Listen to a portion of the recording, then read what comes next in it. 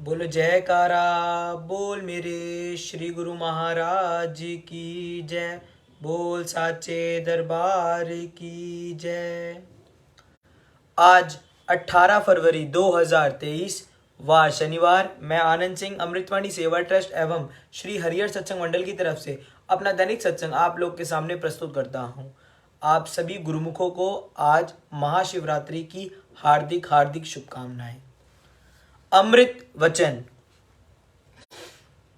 सद्गुरु तुम्हारे हृदय में विराजमान है तो तुम सच्चे धनवान, कुलवान और प्रतिष्ठावान हो। संसारिक चाहे कितने घनिष्ठ एवं प्रिय संबंधी हों, अंत में तो छोड़ ही देंगे, परंतु सद्गुरु लोक परलोक के सहयोगी हैं। संसारिक प्रीति तो परिवर्तनशील है, परंतु सद्गुरु की प्रीति स्थायी तथा नित्य नवीन है। सद्गुरु से परख वाली आंख लो तो जो वस्तु जिस वास्तविक भाव की है उसे उस प्रकार देख सकोगे। जो भी श्रेष्ठ पदार्थ प्राप्त करो वे सद्गुरु के श्री चरणों में भेंट करो और उनसे जो प्रसाद मिले अमृत समझकर ग्रहण करो। उसकी चिंता मत करो कि अमुक व्यक्ति विरोध में है, परंतु यह विचार करो कि सद्गुरु के संकेत या आज्ञा पर चलते हो या नहीं। उसकी चिंता मत करो कि अमुक व्यक्ति विरोध में है, परंतु यह विचार करो कि सद्गुरु के संकेत या आज्ञा पर चलते हो या नहीं। श्री वचन तुम्हारे साथ हैं तो लाखों शत्रु भी तुम्हारा कुछ नहीं बिगाड़ सकते। जिसके सहायक स्वयं मालिक हैं उनका कुछ नहीं बिगाड़ सकता, क्योंकि कोई भी शक्ति उनकी आज्ञा के बिना कुछ नहीं कर सकती।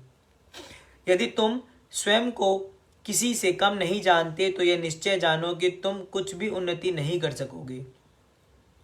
पहले स्वयं को शांतमय बनाओ और फिर दूसरों की शांत बना सकोगे। श्रद्धाहीन और संदेह करने वाला व्यक्ति अच्छे में से भी बुरा अर्थ निकालेगा और इधर उधर से गंदगी एकत्र कर उसकी दुर्गंध से अपना मस्तिष्क खराब कर लेगा। जो दूसरों को करना चाहिए उसका तो हमें विचार रहता है, पर जो हमें करना चाहिए वह हम भूल जाते हैं। जो दूसरों को दुखी करता है वह स्वयं कदापि सुखी नहीं रह सकता। अच्छा तो यह है कि स्वयं को दोष दे, दूसरों को क्षमा करो, स्वयं से युद्ध करो और दूसरों से सुमति करो।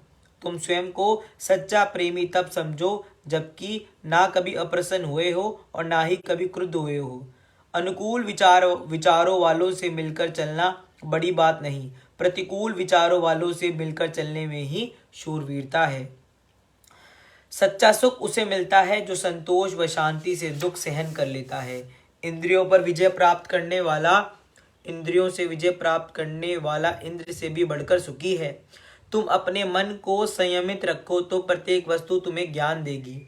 ज्यों ज्यों दृष्टि साफ होगी त्यों त्यों प्रत्येक कार्य में तुम्हें बुलाई दृष्टिगोचर होगी। जिनके मुख से खराब बातें निकलती हैं उनका मन भी बुराई से ही भरा होगा। आपका शत्रु आपके भीतर है। यदि तुम को शत्रु को समझते हो तो बड़ी गलती में हो। भक्ति मार्ग में जिज्ञासु के आलस्य व स्वार्थ मुख्य शत्रु हैं। इनका दमन तभी हो सकता है जब वह दरबार की निष्काम सेवा और भजन में तल्लीन रहेगा। अपने को पूर्ण समझकर माया की तरफ मत जाओ, कहीं थोड़ी भक्ति भी ना गवा बैठना। जैसे तपेदिक का पहले पता नहीं चलता, बढ़ जाने के पश्चात उसे रोकना कठिन हो जाता है, वैसे ही जीव भी अनजाने में हानि की तरफ चल पड़ता है, परंतु पश्चात में बचाव करना कठिन हो जाता है। जैसे नहीं सतगुरु के अतिरिक्त अन्य किसी वस्तु से आनंद आ रहा है तो उसे धोखा समझो। विकारी मनुष्य बाहर से देखने में चाहे सुखी हो, परंतु उसका हृदय अवश्य अशांत होगा।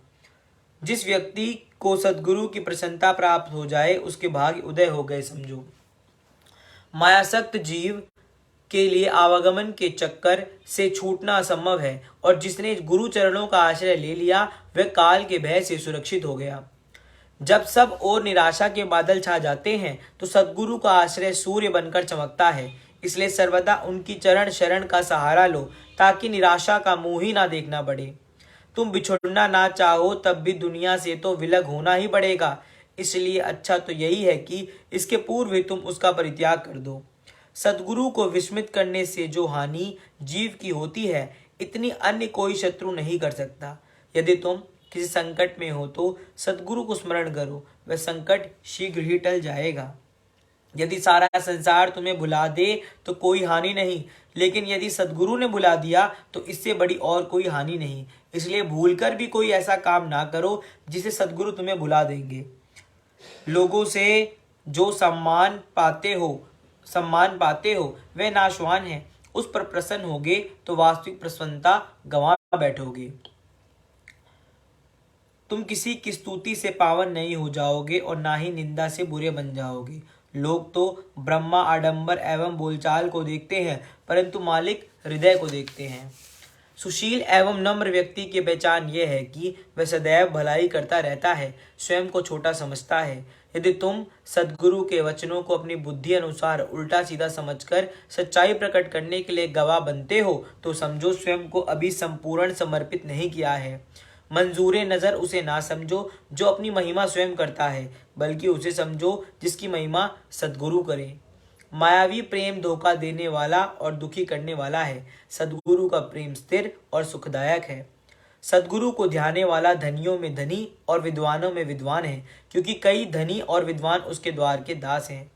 जैसे एक मयान में दो तलवारें नहीं समा सकती, वैसे ही एक दिल में दो उल्फतें नहीं आ सकती। यदि जीव को आसक्ति संसार से अधिक है तो ये कुदरती बात है कि उसका झुकाव सद्गुरु की ओर कम होगा। परिणाम यह हुआ कि वह सद्गुरु प्रेम से वंचित रह गया तथा संसार का प्रेम भी स्थायी ना होने से उनके हाथों से निकल गया। अपनी ही गलती से इंसान दोनों से वंचित हो गया। बोलो जयकारा बोल मेरे श्री गुरु महाराज की जय, बोल साचे दरबार की जय। सत्संग ऊंचे बनो। हमेशा दुनिया में प्रत्येक मनुष्य स्वयं को एक बड़ी ऊंची हैसियत, इज्जत और दर्जे पर पहुंचा हुआ देखना चाहता है। प्रत्येक मनुष्य की ये कुदरती तौर पर ख्वाहिश होती है कि मैं इस प्रकार की मांग कुदरती है कि प्रत्येक व्यक्ति बड़े ऊंचे दर्जे वाला और सुखी बनना चाहता है। मनुष्य की ये मांग या ख्वाहिशें तो असल में बिल्कुल ठीक है। अपने आप को ऊंची हैसियत में देखने, बड़ा बनने, सुखी होने और इज्जतदार बनने की ये ख्वाहिश और ख्याल सब ठीक है, लेकिन इस बात का विचार करना है कि इंसान सबसे ऊंचा, इज्जतदार और सुखी किस प्रकार हो सकता है। यह ऊंचे दर्जे की अवस्था और हालत किस प्रकार प्राप्त की जा सकती है। बढ़ाई किस चीज़ में है।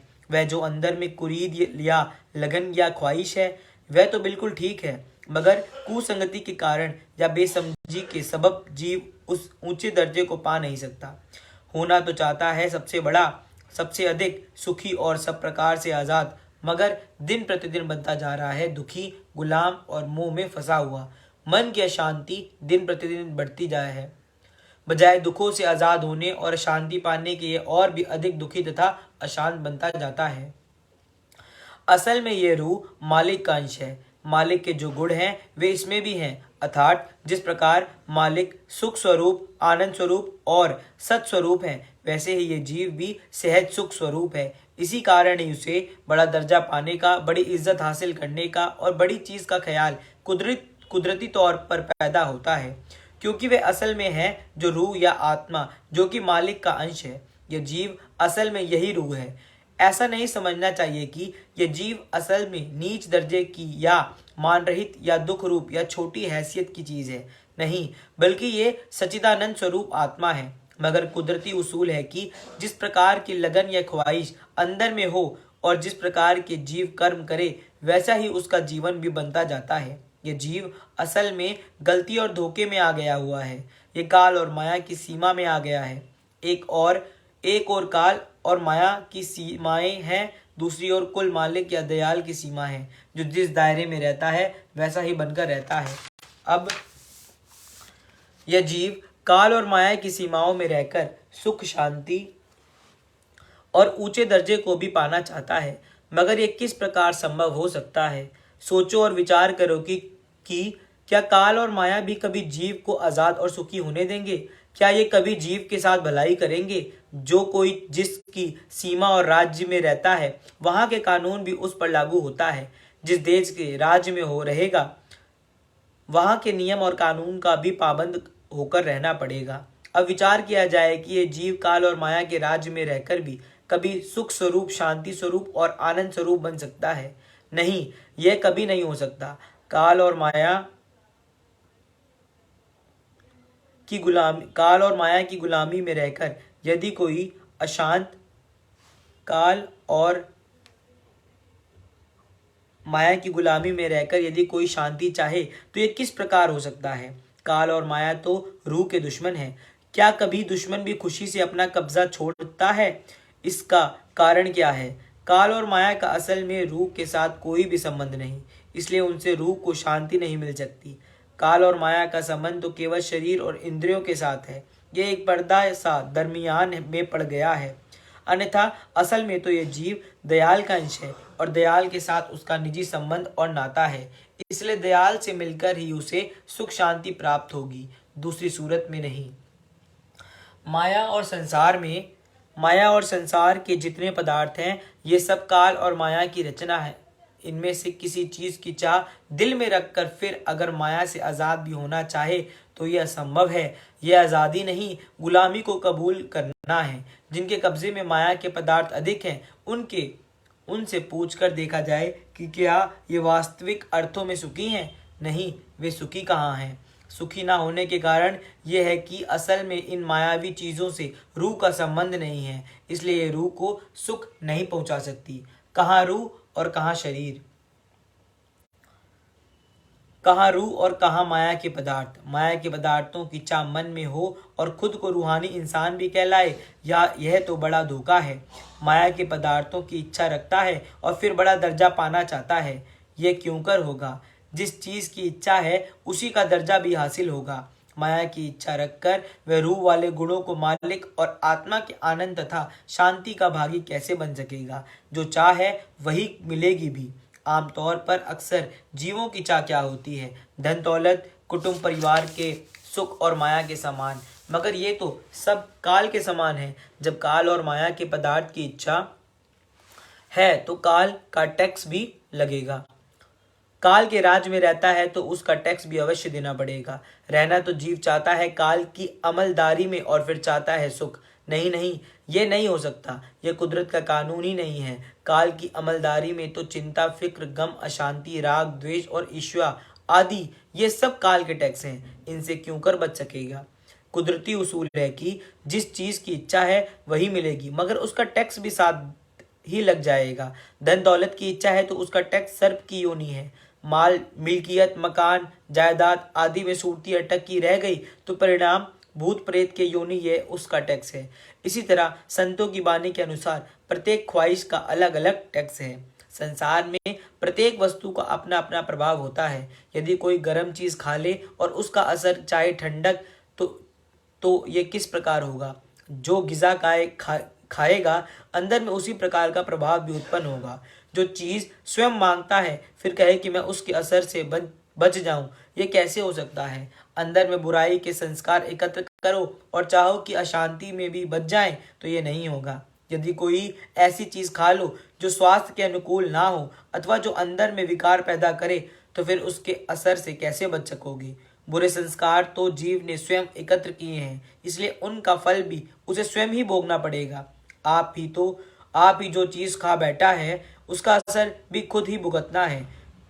कोई दूसरा तो उसका परिणाम को नहीं भुगतेगा। अपने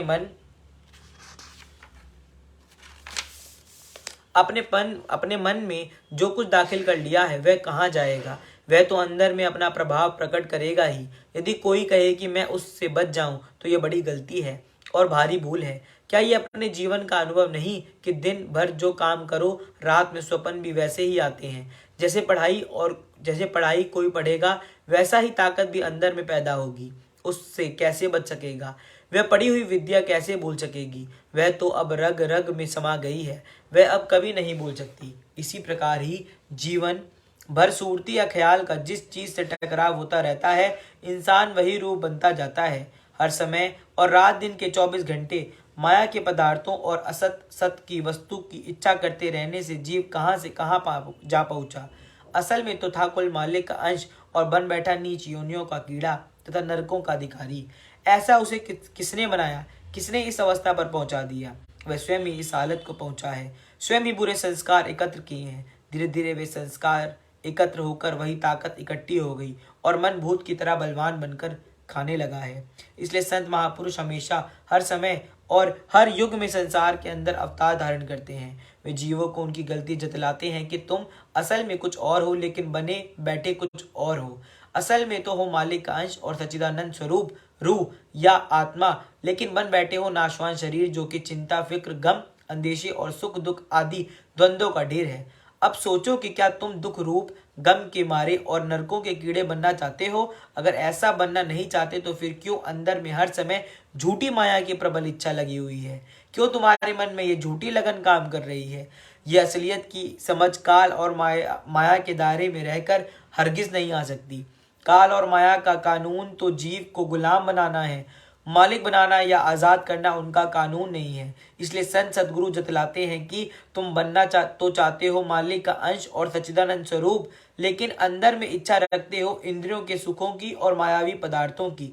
अब जो कोई जो चीज चाहता है वही तो उसे मिलेगी।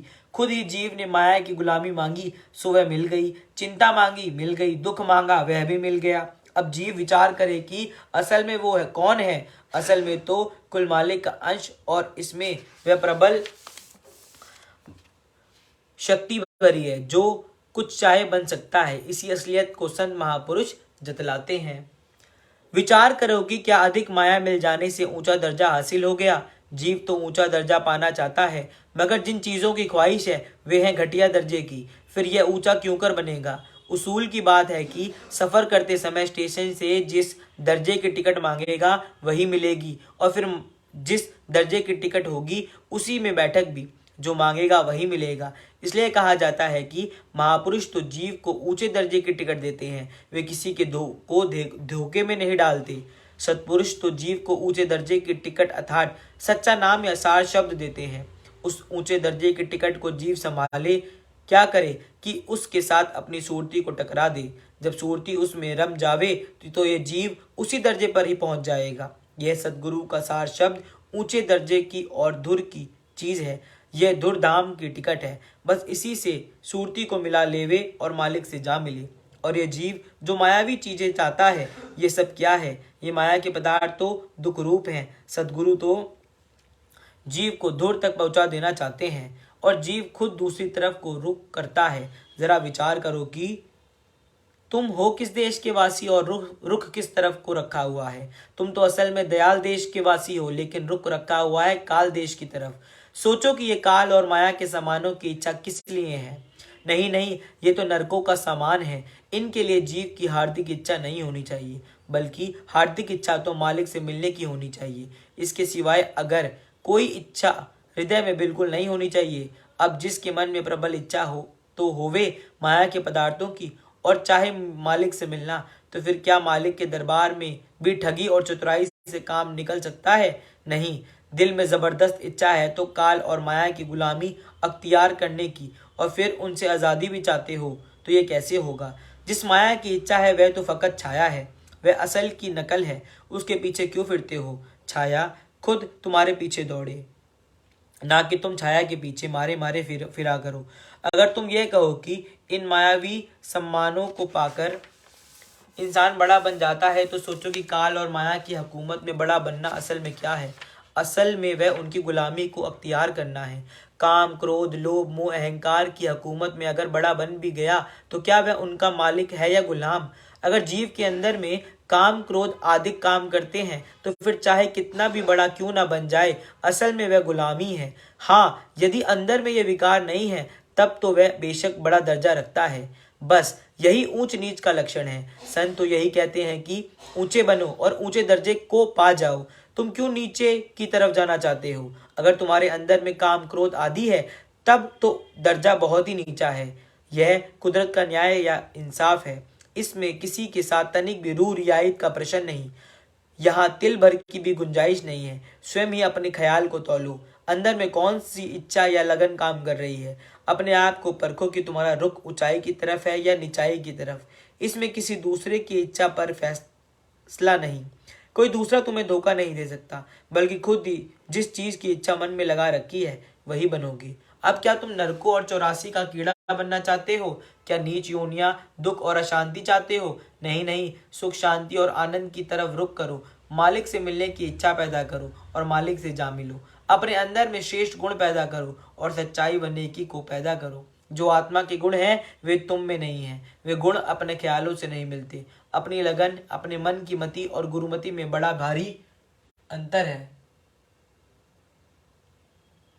इस पर विचार करो। ये मन काल और माया से मिला हुआ है। ये जीव को नरकों में जा डालता है।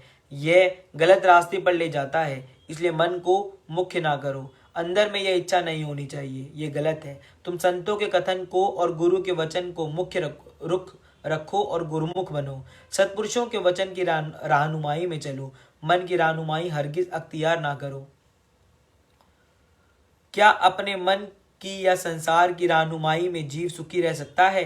नहीं, ये मन पल पल में जीव को धोखा देता है। ये जीव का अनमोल समय यूं ही गुजार देना चाहता है ताकि ये जीव चेत कर काल और माया से आजाद ना हो जावे। इसलिए सद्गुरु हमेशा जतलाते हैं कि तुम असल में सुख स्वरूप हो। यही बनो। नीचे की तरफ, गिरावट की तरफ और दुख की तरफ मत जाओ। ऊंची तरफ का रुख करो और ऊंचे बनो। नीच नीच चीजों की तरफ रखना नीच बनना है और ऊंची चीजों की ख्वाहिश रखना ऊंचा और बड़ा बनना है। इसलिए गुरुमुख बनकर ऊंचे दर्जे को पा जाओ। बोलो जयकारा बोल मेरे श्री गुरु महाराज की जय। बोल साचे दरबार की जय। सत्संग प्रवचन। प्राय मनुष्य के मस्तिष्क में धन और माया के ही संकल्प विकल्प उठते रहते हैं। उससे ये जिंदगी माया तथा धन रूप बन जाती है। इन ख्यालों को इतना बड़ा ढेर उसके अंदर जमा हो जाता है जिसके कारण जीव जन्म जन्मांतर तक उससे बच नहीं सकता। ये ख्याल जो मनुष्य जन्म में इसके अंदर जमा हो जाते हैं, मरने के बाद भी रूह पर उनका प्रभाव रहता है। यदि मनुष्य स्वयं को पूर्ण बुद्धिमान समझे और कहे कि मैंने संसार में बहुत बुद्धिमान का काम किया है, बड़े बड़े पद प्राप्त किए हैं, लेकिन सोचा जाए कि इन संसारिक वस्तुओं का रूह के साथ क्या संबंध है, जिससे अपनी बुद्धि को शारीरिक सुखों में लगा दिया, तो उसने जन्म व्यर्थ गंवाने से बढ़कर कौन सा काम किया। अपने शरीर की रक्षा करना, शरीर का पालन करना तो पशु पक्षी भी जानते हैं। निद्रा भोजन भोग भय ये पशु पुरुष समान। नरन ज्ञान निज अधिकता, ज्ञान बिना पशु जान। अपने जीवन का प्रत्येक मनुष्य अनुमान लगा सकता है। यदि किसी ने शारीरिक निर्वाह और शारीरिक सुख ही मानव जन्म का ध्येय समझ रखा है तो उसने मनुष्य जन्म के उद्देश्य को नहीं समझा। मानव जन्म का ध्येय रूह को मोह माया के बंधनों से स्वतंत्र कराने का होता है। मनुष्य जन्म का उद्देश्य यह होता है कि दिल को नफसानी ख्यालों से खाली करके सद्गुरु के प्रेम को दिल में जगा दी जाए। जिसने इस काम को कर लिया उसने अपने मनुष्य जन्म को सफल बना लिया। संसार में प्रत्येक मनुष्य समय व्यतीत कर रहा है, परंतु ये विचार दुनिया में बहुत कम लोगों को है कि मेरा समय किस तरह गुजर रहा है, मैं जो काम कर रहा हूं इसका परिणाम क्या होगा। प्रत्येक मनुष्य को यह विचार होना चाहिए कि मेरे मन की इस समय क्या अवस्था है। विशेषकर जिज्ञासु को तो यह विचार होना बहुत ही आवश्यक है कि संत महापुरुषों ने जो उपदेश किया है, क्या मेरी जिंदगी उसके अनुसार व्यतीत हो रही है। यदि मनुष्य को इस बात का विचार नहीं तो शेष योनियों और मनुष्य में क्या अंतर हुआ। चाहे मनुष्य अपने मन में बहुत ही प्रसन्न हो कि मैंने मानुष जन्म धारण किया है, यदि वह मनुष्य जन्म पाकर भी रूह के संबंध में नहीं सोच सकता तो संत महापुरुष उसको दूसरे जीवों के समान दर्जा देते हैं। यह रूह कई जन्मों से 84 लाख योनियों के बंधन और कैद में पड़ी हुई है। क्या बंधन और स्वतंत्रता में कोई अंतर नहीं। यह रूह माया के असत पदार्थों में पराधीन हो चुकी है, परंतु इस बंधन से भाग्यशाली जीव जिनको शुभ कर्मों व संस्कारों के कारण संत महापुरुषों की संगति प्राप्त हो गई, जिनको वास्तविक की समझ आ गई, वही छूट सकते हैं। परंतु जिसकी सुरती को सद्गुरु के शब्द की प्राप्ति नहीं हुई, प्रेम के रंग में रंगी नहीं गई, वह किस तरह के काल माया के बंधन से मुक्त हो सकती है। वह सुरती काम क्रोध लोभ मोह आदि शत्रुओं से छुटकारा कैसे पा सकती है। कहावत है कि मालिक किसी को वैरियों के वश में ना डाले।